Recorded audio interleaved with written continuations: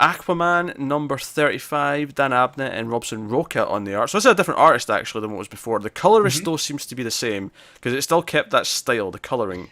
It has, but it's a bit flatter. That's fair. That's fair. But it was noticeably different though because obviously we had that one shot with the completely different art, which was notably completely different. So this felt like it was still more back to the style that it was before. It makes sense. That last issue was, okay, let's focus on someone else. So we've got a different style for that. I think this is, okay, return to the main story, return to style. Yeah.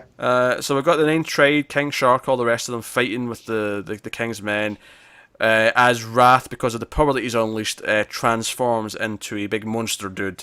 And Arthur encounters Mark. And Mark kind of reveals, I didn't kill you, I intentionally faked your death, but I was hoping you'd leave.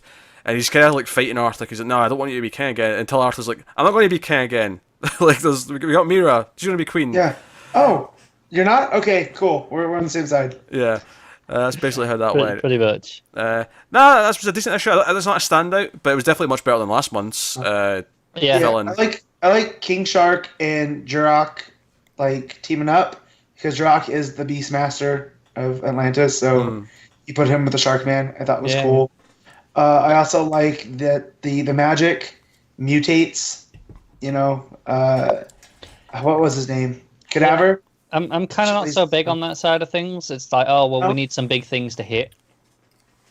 Yeah, that's kind of what it feels like to me. Whereas before it was like, okay, no, it felt more hard hitting when there were armies that looked at each other, right?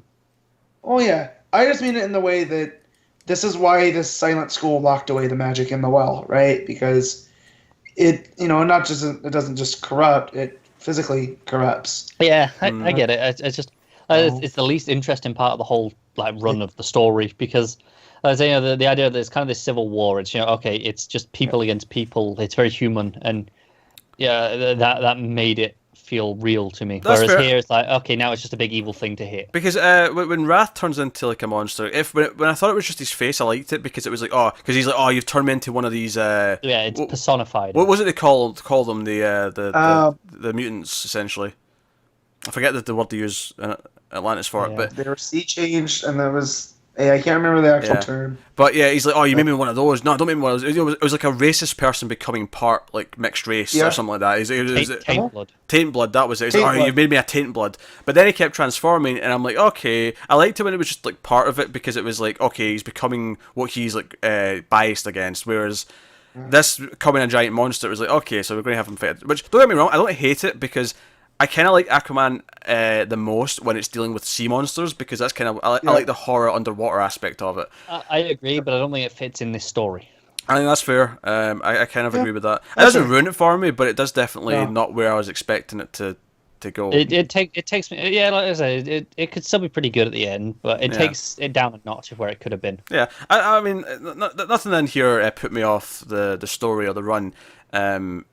It was definitely much better than last month's issue, but it wasn't necessarily as great as what a lot of the stuff that it has been building up to the fighting and whatnot.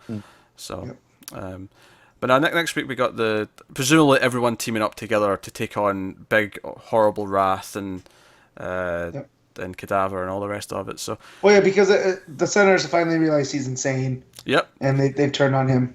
He is no longer the Senate. Yeah, that's when he bursts out the door, actually. So they're about to tell him, we've all agreed that you're not going to be king anymore because you're nuts.